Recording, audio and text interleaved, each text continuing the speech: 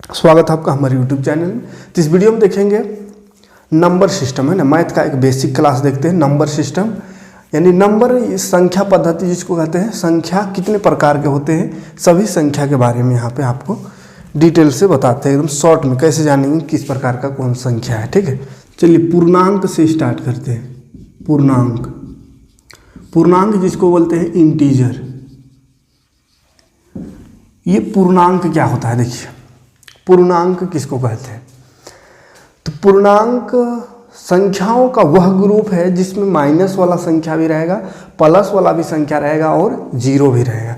ठीक है, तो माइनस में भी रह सकता है, इसमें -3, -2, -1, जीरो भी रह सकता है, 1 2 3 डॉट। तो याद रखिएगा इंटीजर या पूर्णांक वैसे संख्या जिसमें वैसा अंक, वैसा नंबर जिसमें माइनस हो, जीरो हो या 1 2 3 प्लस में हो। तो माइनस प्लस जीरो सबको मिला के बात करें तो ये सब क्या है, इंटीजर है, पूर्णांक है। ठीक है, और फिर इसी को अगर बांट देंगे तो 3 भाग में इसको बांट सकते हैं, 2 भाग में। एक को बोल सकते हैं प्राकृतिक संख्या, प्राकृतिक संख्या जिसको नेचुरल नंबर कहेंगे, नेचुरल नंबर, नेचुरल नंबर। एक होगा पूर्ण संख्या, पूर्ण संख्या जिसको होल नंबर कहेंगे, होल नंबर। ठीक है, देखिए प्राकृतिक संख्या यानी नेचुरल नंबर किसको कहते हैं। तो नेचुरल नंबर वैसी संख्या जिससे हम गिनती स्टार्ट करते, गिनती शुरू करते, कोई भी चीज़ को गिनते हैं तो गिनने वाला नंबर जो है, काउंटिंग नंबर को प्राकृतिक संख्या कहते हैं। ठीक है, जैसे कोई भी चीज़ है गिनेंगे, जैसे यहाँ पे अगर इस वर्ड को गिने, कितना लेटर को गिने, कितना लेटर है, 1 2 3 4, तो गिनती स्टार्ट 1 से करते हैं, 1 से, है ना। कोई भी चीज़ को गिनेंगे तो 1 2 3 4 इस तरह से। तो वो जो गिनती वाला नंबर है, काउंटिंग नंबर जिसको कहेंगे, गिनती वाला नंबर है ना, उसको प्राकृतिक संख्या कहते हैं। 1 2 3 4 इस तरह से आगे बढ़ेगा।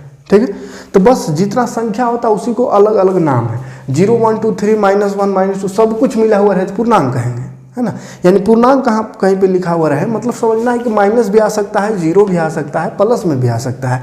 अगर कहीं पे सिर्फ प्राकृतिक संख्या लिखा हुआ रहे, इसका मतलब समझना है कि खाली 1 2 3 प्लस वाला है। ठीक है, 1 2 3 प्लस वाला, तो प्लस वाला को प्राकृतिक संख्या कहेंगे। और यही प्राकृतिक संख्या में अगर जीरो भी मिला दे तो इसको कहेंगे पूर्ण संख्या। ठीक है, जीरो भी मिला दिए तो वो हो गया पूर्ण संख्या। अब देखिए यहाँ पे पूछ सकता है, यहाँ पे कुछ क्वेश्चन पूछता है। क्या क्वेश्चन पूछेगा, जैसे पूर्ण संख्या बोलेगा, सबसे छोटी पूर्ण संख्या कौन है, सबसे छोटी पूर्ण संख्या, सबसे छोटी पूर्ण संख्या कौन है। तो सबसे छोटी पूर्ण संख्या देखिए 0 है। और यही अगर प्राकृतिक संख्या का है, सबसे छोटी प्राकृतिक संख्या, तो सबसे छोटी प्राकृतिक संख्या 1 है।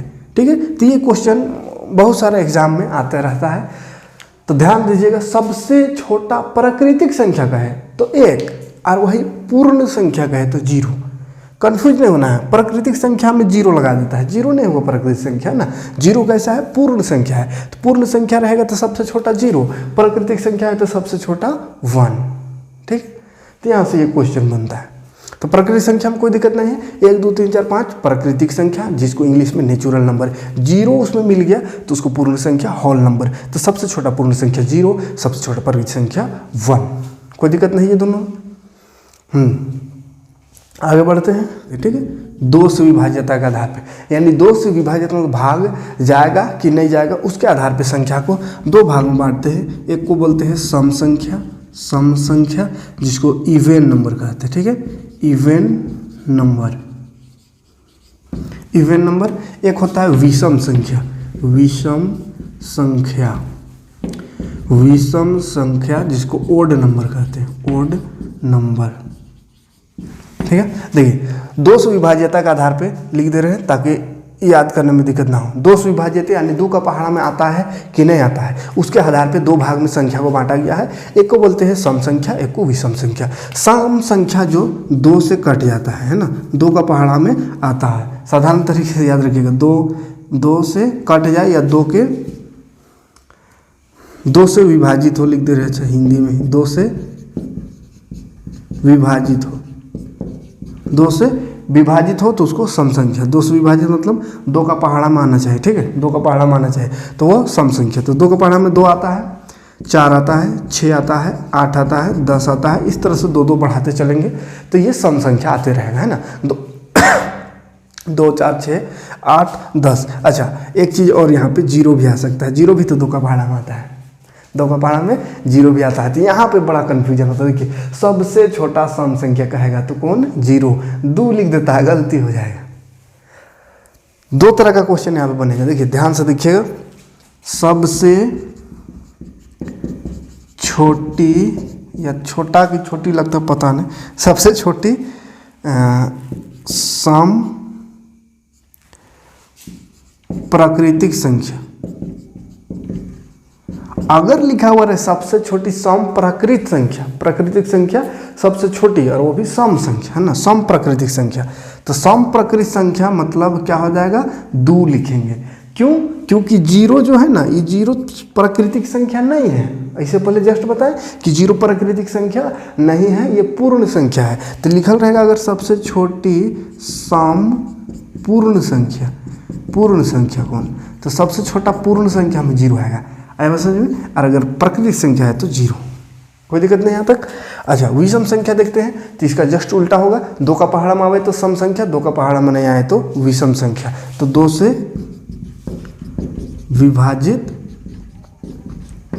ना हो, ऐसी संख्या जो 2 से विभाजित ना हो उसको विषम संख्या कहते हैं। 1 हो गया, 3 5 7 9 11, ये सब हो गया विषम संख्या, ठीक है। 2 का पहाड़ा में जो नहीं आता है, पूरी तरह से 2 का पहाड़ा में नहीं कटेगा तो उसको विषम संख्या 1 3 5 7 9 11 13 15 17 ये सब, ठीक। सबसे छोटा कौन, सबसे छोटा विषम संख्या 1 है ना। सबसे छोटा वाला क्वेश्चन पूछता है ना, इसलिए कन्फ्यूजन नहीं होइएगा, क्वेश्चन भी लिखते चल रहे सब में। सबसे छोटा प्राकृतिक संख्या, प्राकृतिक बोलते हैं, सबसे छोटा विषम संख्या 1, सबसे छोटा सम संख्या खाली रहे तो 2 लिख सकते हैं अगर ऑप्शन में 2 रहे तो, लेकिन अगर सबसे छोटी सम पूर्ण संख्या लिखल रहे तो 0 होगा, ठीक। कोई दिक्कत नहीं है ये सम और विषम संख्या में। तो 2 2 करके ऐसे याद करिएगा, दोनों एक दूसरे का उल्टा याद हो जाएगा। इससे पहले देखिए थे प्राकृतिक संख्या और पूर्ण संख्या, तो 2 2 के ग्रुप में लिख रहे हैं, समझा रहे हैं ताकि याद करने में परेशानी ना हो। एक लाइन से अगर 1 2 3 4 ऐसे लिखते तो फिर दिमाग हैंग हो जाता है ना, इसलिए 2 2 का ग्रुप में पढ़ेंगे, ठीक। इसको हटाते हैं, देखते हैं इसके बाद क्या संख्या है। विभाज्यता के आधार पे, यानी किसी का पहाड़ा में आता है कि नहीं आता है उसके हिसाब से 2 भाग में संख्या को बांटा गया है। किसी का पहाड़ा में आता है कि नहीं आता है, इससे पहले वाला जो था खाली 2 का पहाड़ा में आता है कि नहीं उसके आधार पे बांटे थे। ये है कि किसी का भी पहाड़ा, विभाज्यता के आधार पर, यानी कोई भी पहाड़ा में आता है कि नहीं आता है उसके हिसाब से। तो एक होता है भाज्य संख्या, एक होता है अभाज्य संख्या। भाज्य संख्या को कंपोजिट नंबर कहते हैं, कंपोजिट नंबर। भाज्य संख्या को कंपोजिट नंबर कहते हैं, अभाज्य संख्या को क्या बोलते हैं, prime number, prime number, prime number याद रखिएगा। अभाज्य संख्या को प्राइम नंबर, भाज्य संख्या को कंपोजिट नंबर, ठीक। क्या होता है देखिए, विभाज्यता के आधार पे लिखे हैं, यानी कि पहाड़ा में आता है कि नहीं उसके आधार पे। तो देख जो किसी भी दूसरे के पहाड़ा में नहीं आता है, किसी दूसरे के पहाड़ा में नहीं आता है तो उसको अभाज्य संख्या, और जो आता है उसको भाज्य संख्या। जो किसी दूसरे के पहाड़ा में आता है उसको भाज्य संख्या, जो किसी दूसरे का पहाड़ा में नहीं आता है, बस खुद का पहाड़ा में आता है और एक का पहाड़ा में आता है तो उसको अभाज्य संख्या, ठीक है। जो किसी में नहीं आता है अभाज्य संख्या, और जो दूसरे पहाड़ा में आता है भाज्य संख्या, ठीक है। तो अभाज्य भाज्य संख्या देखिए, भाज्य संख्या में एक मेन डिफिनेशन इसका होगा कि जिसका 2 से अधिक गुणनखंड हो, जिसका 2 गुणनखंड हो, यानी 2 का पहाड़ा में आता है तो उसको 2 से ज़्यादा का पहाड़ा में आता है, कम से कम 2 से ज़्यादा में आए तो उसको भाज्य संख्या। और जो सिर्फ 2 ही गुणनखंड हो, जिसका सिर्फ 2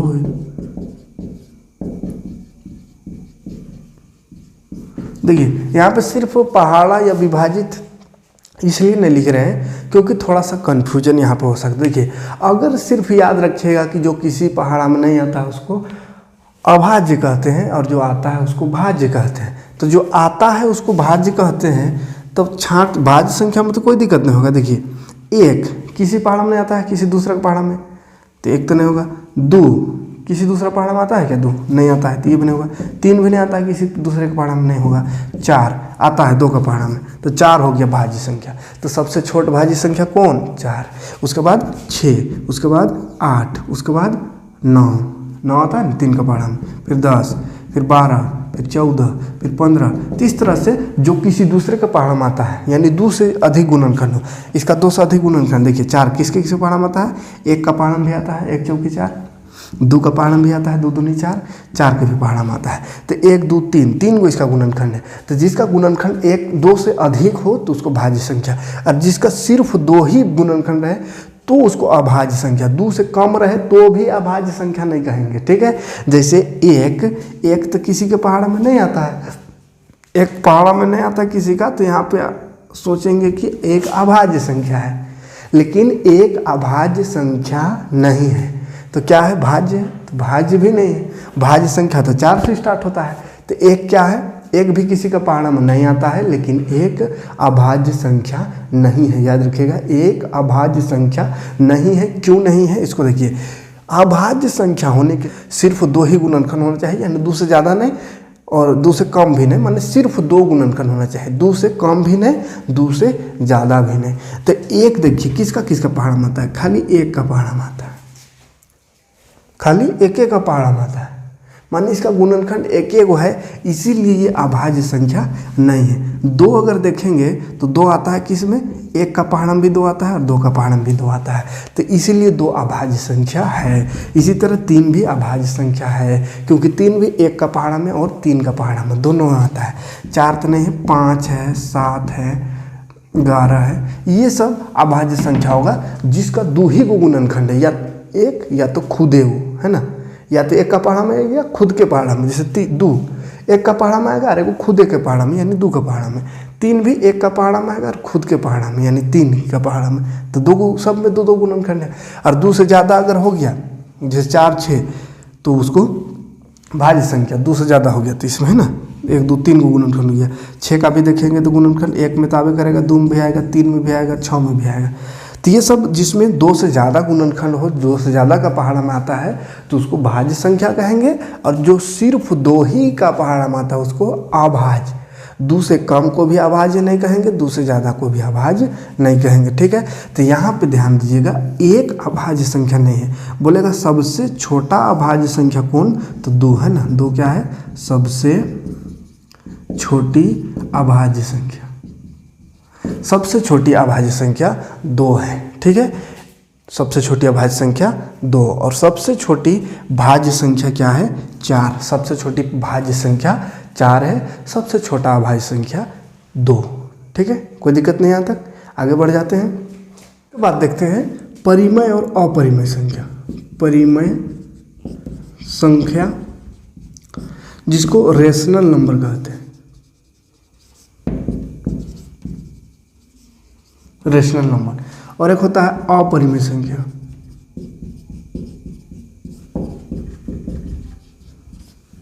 जिसको इरेशनल नंबर कहते हैं।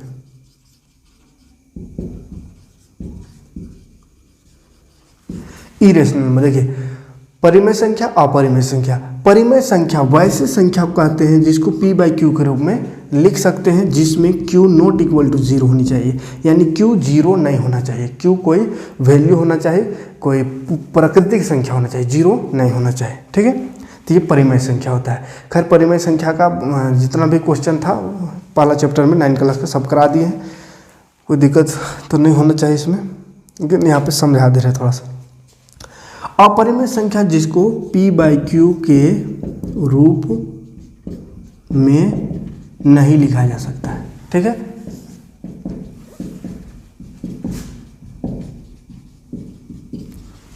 वैसी संख्या जिसको p बाई क्यू के रूप में नहीं लिख सकते हैं अपरिमेय संख्या, जिसको लिख सकते हैं p बाई क्यू के रूप में उसको परिमेय संख्या।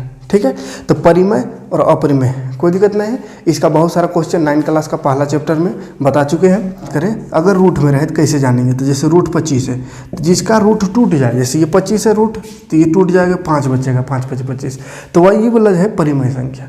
जिसका रूट तो टूट जाए, अगर रूट में है स्क्वायर रूट में, तो रूट टूट जाए, रूट को ब्रेक कर सकते, तोड़ सकते, तो उसको परिमेय संख्या कहेंगे। और जिसका रूट नहीं टूटेगा, जैसे रूट 7, ये अपरिमेय संख्या है, रूट 7 अपरिमेय संख्या है। तो रूट में रहेगा तो रूट टूटेगा तो कहेंगे अपरिमेय नहीं परिमेय संख्या, नहीं रूट टूटेगा तो अपरिमेय संख्या। ठीक है, और अगर दशमलव में रहे तो दशमलव में कहीं कहीं पे देखते होंगे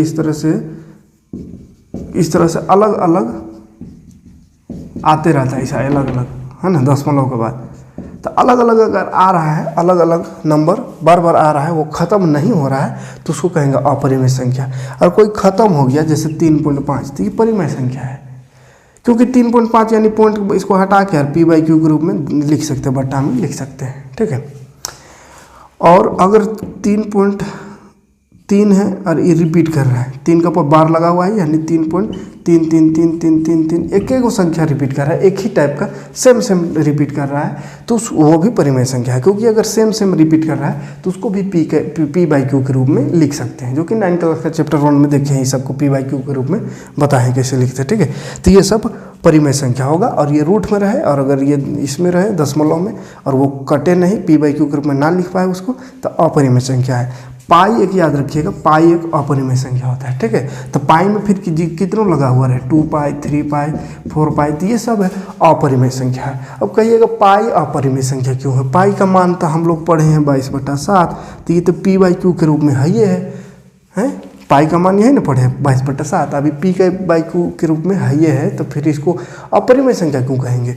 तो ये जो मान पढ़े हैं हम लोग 22/7 बस अपने सहूलियत के लिए पढ़े हैं, प्रॉब्लम को सॉल्व करने के लिए, क्वेश्चन को आसानी से हल करने के लिए ये लगभग में इतना मान को लिखा जाता है, ताकि क्वेश्चन बनाने में दिक्कत ना हो। ये लगभग मान है, इसका ओरिजिनल मान ये नहीं हो करके है 3.14 भी लेते हैं 3.14, लेकिन ये भी ओरिजिनल नहीं है। 3.14 के बाद भी संख्या अनंत संख्या है, बहुत सारा संख्या है 3.14 के बाद भी, लेकिन सब संख्या को अगर लिखे चाहे, सब तो है ही नहीं, इसमें अनंत है, तो कितना को लिखिएगा? इसीलिए पॉइंट के बाद 2 अंकों को लिखा जाता है 3.14। ठीक है, तो ये ओरिजिनल मान नहीं है, इसीलिए पाई जो है अपरिमेय संख्या है। ठीक, तो यहाँ तो कोई दिक्कत नहीं है परिमेय और अपरिमेय संख्या में। परिमेय अपरिमेय को और बेहतर तरीके से जानना हो तो 9 क्लास का जो पहला चैप्टर, अगर 9 क्लास में हो तो पढ़ लीजिएगा, पहला चैप्टर पढ़ा चुके हैं। ठीक है, देखिए उसके बाद और 3 तरह का संख्या बच गया है, उसको भी लिखते हैं, देखते हैं। वास्तविक संख्या एक होता है, वास्तविक संख्या एक होता है, एक होता है काल्पनिक नंबर, काल्पनिक संख्या, काल्पनिक संख्या, एक होता है सम्मिश्र संख्या। चलिए इसका तो ज़्यादा ये नहीं है, ये भी नहीं है, इसको देखिए, खैर समझेंगे सबको। देखिए वास्तविक संख्या को इंग्लिश में रियल नंबर कहते हैं, रियल नंबर। इसको इमेजिनरी नंबर कहते हैं, इमेजिनरी नंबर, इमेजिनरी नंबर। इसको बोलते हैं कॉम्प्लेक्स नंबर, कॉम्प्लेक्स नंबर। ठीक है, देख क्या होता है, देखिए ध्यान से देखिएगा। अभी तक हम जितना भी संख्या का प्रकार देखे, अभी तक जितना भी संख्या का प्रकार देखे, वो सब को वास्तविक संख्या कहते हैं। जितना भी अपरिमेय संख्या हो या परिमेय संख्या हो, सभी परिमेय और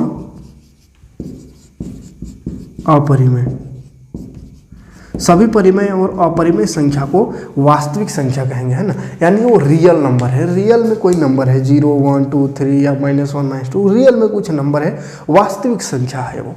लेकिन काल्पनिक संख्या क्या है? तो काल्पनिक संख्या यानी कल्पना, समझ में आ रहा है? कल्पना कर रहे, सोच रहे हैं, कल्पना कर रहे हैं ना, इमेजिंग, इमेजिनरी नंबर, इमेजिंग कर रहे हैं। तो काल्पनिक नंबर यानी कल्पना में जो नंबर आ सकता है, रियल नंबर वो नहीं है, बस कल्पना के लिए है, सपना के लिए है, सपना वाला नंबर है, हकीकत नहीं है, बस ये ख्वाब है, तो उसको कहेंगे काल्पनिक नंबर। तो वो कौन सा नंबर है जो काल्पनिक है? इमेजिनरी नंबर आई से लिखते हैं इसको, ठीक। इमेजिनरी नंबर को क्या से लिखते हैं? आई से लिखते हैं। ये रहता माइनस में रूट अंडर भीतर रहेगा, ऐसा माइनस अंदर में। तो ऐसा जो संख्या होता है वो कोई रियल संख्या नहीं होता है, रियल नंबर नहीं होता है, वो इमेजिनरी काल्पनिक नंबर है, ठीक है, काल्पनिक नंबर आई से लिखते हैं। खैर ये सब के बारे में डिटेल 11-12 में पढ़ना, अभी ज़्यादा नहीं, बस समझिए कि एक काल्पनिक नंबर भी होता है जो कल्पना कर सकते हैं। आई बराबर ये होता है ना, आई से लिखते हैं उसको, आई से लिखते हैं, आई या जे से भी लिखते हैं कहीं कहीं। ये सब इस तरह का रूट में संख्या रहता है, रूट में माइनस रहता है, माइनस रूट के अंदर में।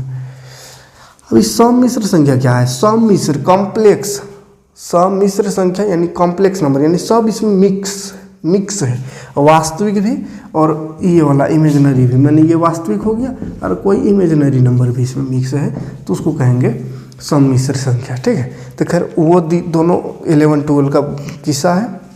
अभी ये वास्तविक संख्या तक, और इससे पहले जितना भी पढ़ा है बताएं वो सबको याद रखिएगा। एक बार थोड़ा सा देख लेते हैं क्या क्या देखें। सबसे पहले पूर्णांक देखें।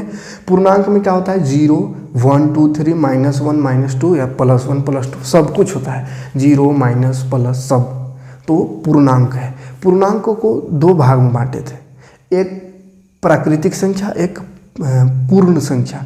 प्राकृतिक संख्या को नेचुरल नंबर कहते हैं, पूर्ण संख्या को होल नंबर। प्राकृतिक संख्या जो गिनती वाला नंबर होता है, 1, 2, 3, 4 ऐसा, और पूर्ण संख्या 0 भी मिला हुआ रहता है। तो सबसे छोटा प्राकृतिक संख्या का है तो 1, सबसे छोटा पूर्ण संख्या 0। उसके बाद फिर देखे थे दो से विभाज्यता के आधार पे, एक सम संख्या, एक विषम संख्या। सम संख्या जो 2 का पहाड़ा में आता है और विषम संख्या जो 2 का पहाड़ा में नहीं आता है। सबसे छोटा सम संख्या 2, सबसे छोटा विषम संख्या 1। उसके बाद विभाज्यता के आधार पे 2 को देखे, एगो भाज्य संख्या, एगो अभाज्य संख्या। भाज्य संख्या वैसे संख्या को कहेंगे जो खुद और एक के अलावा किसी दूसरे के पहाड़ा में भी आता है, यानी खुद एक ठो अपने, एगो 1, 2 हुआ, और किसी और पहाड़ा में, यानी 3 गो गुणनखंड इसका हो कम से कम, है ना। यानी 2 से ज़्यादा गुणनखंड हो, 3, 4, 5, 6 कितनों रह सकता है, लेकिन 2 से ज़्यादा गुणनखंड हो तो उसको भाज्य संख्या। सबसे छोटा भाज्य संख्या कौन? 4, है ना। उसके बाद अभाज्य संख्या देखे थे जिसमें सिर्फ 2 ही गुणनखंड हो, एगो खुदे और एगो अपने आप, एक, है ना, एगो एक और एक खुद। तो वैसे संख्या को अभाज्य संख्या कहते हैं। जैसे 2 1 का पहाड़ा में आता, 2 का पहाड़ा में आता, 2 और गुणनखंड नहीं है उसका, तो 2 हो गया, 3 हो गया, 5 हो गया। तो सबसे छोटा अभाज्य संख्या 2। एक ऐसा संख्या जो न भाज्य है ना अभाज्य है, ठीक। उसके बाद आगे बढ़ते बढ़ते परिमेय संख्या में आए। परिमेय में जो p/q के रूप में लिख सकते हैं, p/q के रूप में अगर नहीं लिख सकते तो अपरिमेय। रूट में रहे तो कैसे जानेंगे परिमेय है? तो जिसका रूट टूट जाए तो परिमेय, रूट ना टूटे तो अपरिमेय। दशमलव में है तो कैसे जानेंगे? जिसका दशमलव को हटा सकते हैं तो उसको परिमेय, जिसका दशमलव हटाइए नहीं सकते हैं तो उसको अपरिमेय, ठीक। वास्तविक संख्या, उसके बाद काल्पनिक संख्या और सम्मिश्र संख्या। तो वास्तविक संख्या यानी जितना भी नंबर पढ़े, चाहे वो परिमेय हो या अपरिमेय, सबको मिला के वास्तविक संख्या कह सकते हैं। काल्पनिक संख्या इमेजिनरी नंबर होता है, वो कल्पना में आ सकता है, सपनों में है ना। तो सपना वाला को अभी नहीं देखना, 11-12 में डिटेल जानना है। सम्मिश्र संख्या भी, सम्मिश्र में दोनों का, वास्तविक और काल्पनिक दोनों संख्या मिक्स रहेगा, मिला हुआ रहेगा, तो उसको सम्मिश्र संख्या, ठीक। तो चलिए संख्या पद्धति में फिलहाल के लिए इतना काफ़ी है। मिलते हैं नेक्स्ट वीडियो में अलजेब्रा का बेसिक लेकर के, है ना। उसके बाद 9th का अभी पढ़ा रहे हैं तो 9th का 2nd चैप्टर स्टार्ट करेंगे, लेकिन उससे पहले 2nd चैप्टर में अलजेब्रा बहुपद पढ़ना है, तो अलजेब्रा का बेसिक वीडियो एक दे लेंगे, उसके बाद चैप्टर स्टार्ट करेंगे। वीडियो समझ में आया हो तो लाइक कमेंट जरूर कीजिएगा, और वीडियो को शेयर करके ज़्यादा से ज़्यादा लोगों तक पहुँचाने का प्रयास करें, ताकि हम ऐसे ही आपके साथ बने रहें और लगातार आपको वीडियो प्रोवाइड करते रहें। Thanks for watching.